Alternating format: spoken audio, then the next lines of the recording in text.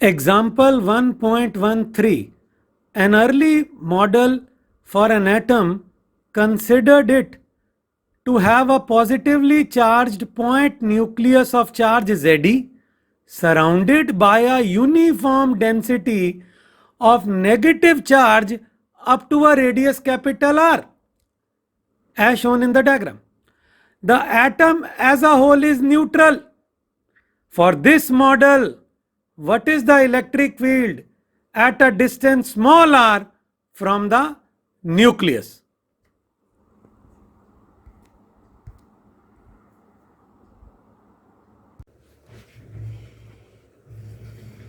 आइए example 1.13 NCERT page 40। ये solve example है, बहुत बढ़िया है। इस एग्जाम्पल के अंदर हमारे पास बताया गया है कि सेंटर में न्यूक्लियस है जिस पे प्लस जेडी पॉजिटिव चार्ज है और बाकी सारा का सारा चार्ज इस नेगेटिव चार्ज इस प्रकार से डिस्ट्रीब्यूटेड है। और एनसीईआरटी कह रही है, ठीक है, the atom as a whole is neutral and what is the electric field intensity at a distance R from the nucleus. Nucleus से आर दूर इलेक्ट्रिक फील्ड इंटेंसिटी बतानी है। अब बड़ी मजेदार बात यह है, ये गॉस थ्योरम से इसकी डेरिवेशन होनी है। अब हम आर दूर यहां पर भी आ सकते हैं।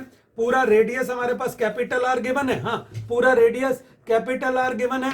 अगर हम यहां आएंगे तो स्मॉल आर कैपिटल आर से हमारा छोटा होगा, मतलब हम अंदर होंगे। हम बाहर भी जा सकते हैं, इस पॉइंट पर भी इलेक्ट्रिक फील्ड इंटेंसिटी निकाली जा सकती है।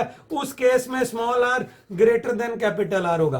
तो सबसे पहले सवाल हम दोनों केस करेंगे, हम इंटीरियर में भी निकालेंगे और आउटसाइड भी निकालेंगे। सबसे पहले तो हमें एक जानकारी हासिल करनी है, atom as a whole is neutral. अगर total negative positive charge plus जेडी है तो टोटल नेगेटिव चार्ज हमारा टोटल नेगेटिव चार्ज जो हमारा होगा वो माइनस जेडी होगा। और ये नेगेटिव चार्ज इस पूरे कैपिटल आर रेडियस के, ठीक है, स्फीयर में हमारे पास डिस्ट्रीब्यूटेड माना जाएगा। और आप घबराएं नहीं कि न्यूक्लियस को मैंने इतना बड़ा दिखाया, वो पॉइंट मास न्यूक्लियस है, बहुत छोटा सा न्यूक्लियस है। तो कैपिटल आर के स्फीयर में ये नेगेटिव चार्ज हमारा डिस्ट्रीब्यूटेड होगा, नेगेटिव चार्ज हमारा डिस्ट्रीब्यूटेड होगा। तो पॉजिटिव चार्ज है प्लस जेडी, नेगेटिव है माइनस जेडी। अब प्रॉब्लम को आगे लेके चलते हैं। आइए इंटीरियर में सबसे पहले इलेक्ट्रिक फील्ड इंटेंसिटी निकालते हैं गॉस थ्योरम लगा के।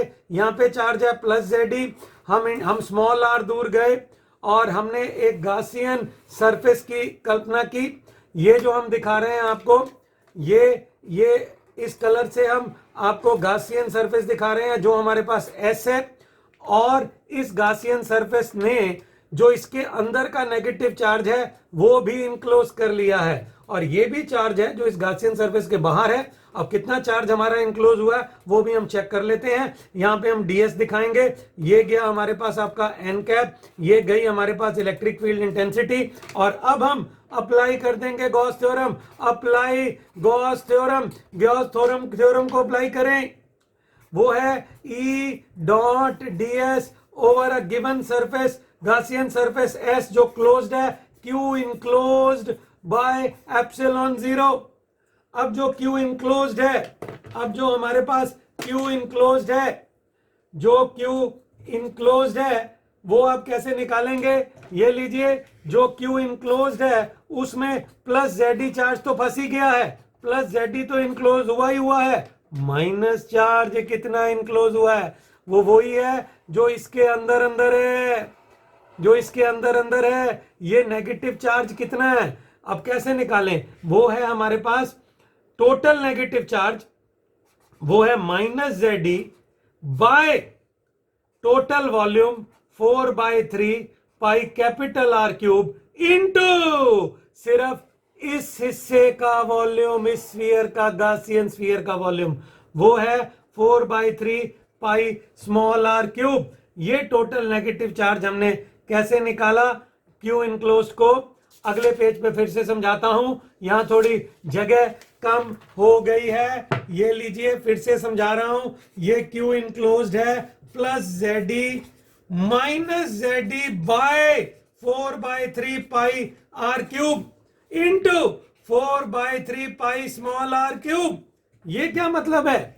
ये क्या है? ये नेगेटिव चार्ज, ये जो देख रहे हैं आप, ये negative charge per unit volume आ गया, negative charge per unit volume into Gaussian surface, Gaussian sphere का वॉल्यूम। ये है negative charge per unit volume. एक वॉल्यूम में कितना नेगेटिव चार्ज है, एक वॉल्यूम में इतना नेगेटिव चार्ज है और इतना वॉल्यूम है, तो ये वो नेगेटिव चार्ज है जो गासियन गोले में, गासियन सरफेस में आपका इंक्लोज हो गया है। तो हमारे पास क्यू इन है ZE minus ZE R cube by capital R cube. तो चार्ज इनक्लोज्ड हमारे पास है, क्यू इनक्लोज्ड है, ZE बाहर 1 minus are cube by capital R cube. अब लेफ्ट हैंड साइड से आ रहा है E dot ds over Gaussian surface S is Q enclosed by epsilon 0।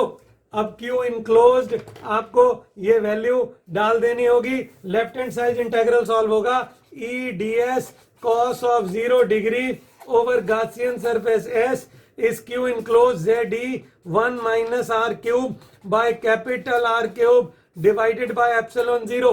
E integral से बाहर आ गया, ds over surface S is ZE by epsilon 0 1 minus small r cube by capital R cube. E निकालना है, आप भूल ना जाना, summation ds over Gaussian sphere S, summation ds over Gaussian sphere S। इस गासियन स्फीयर पे इस ds की समेशन क्या होगी, इसका area 4 pi small are square, 4 pi small are square.